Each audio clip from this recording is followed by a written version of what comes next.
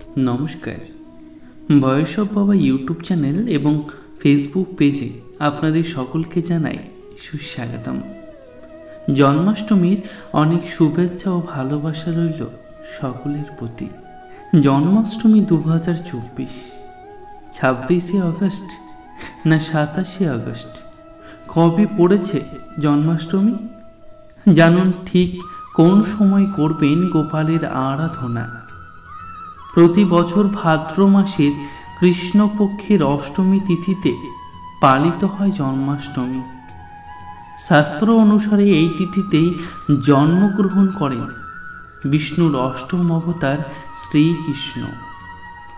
হিন্দু ও বৈষ্ণব ধর্মে জন্মাষ্টমী অত্যন্ত মাহাত্ম্যপূর্ণ একটি উৎসব। প্রতি বছর ভক্তি সহকারে জন্মাষ্টমী গোটা দেশ জুড়ে পালিত হয়। জেনে নিন এই বছর কবে পালিত হবে জন্মাষ্টমী এবং ঠিক কোন সময়ে কৃষ্ণের আরাধনা করবেন।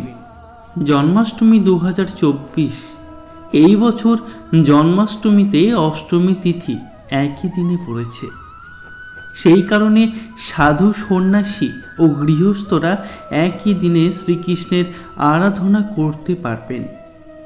পঞ্জিকা অনুসারে এই বছর জন্মাষ্টমী পালিত হবে আগামী 26শে আগস্ট সোমবার। অষ্টমী পড়বে রাত 3:40 এবং বেলা 2:20 পর্যন্ত অষ্টমী থাকবে। জন্মাষ্টমীতে রোহিণী নক্ষত্র।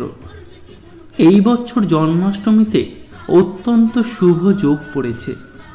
শ্রীকৃষ্ণের জন্মের সময় যে যোগ ছিল, এই বছর সেই যোগে পালিত হবে জন্মাষ্টমী। ভাদ্র মাসের কৃষ্ণপক্ষের অষ্টমী তিথি ও রোহিণী নক্ষত্রে শ্রীকৃষ্ণের জন্ম হয়েছিল। এই তিথিতে থাকছে রোহিণী নক্ষত্র। 26শে আগস্ট বেলা 3:55 রোহিণী নক্ষত্র শুরু হবে এবং তা থাকবে 26শে আগস্ট ভোর 3:38 পর্যন্ত।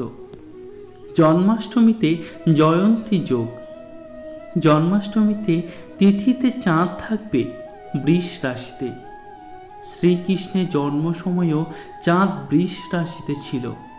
রাতে যে সময় জন্মাষ্টমী পালিত হবে তখন অষ্টমী তিথি থাকবে একদম মাঝামাঝি সময়ে, যা অত্যন্ত শুভ। এছাড়া জন্মাষ্টমী সোমবার বা বুধবার পড়া বিশেষ শুভ বলে মনে করা হয়।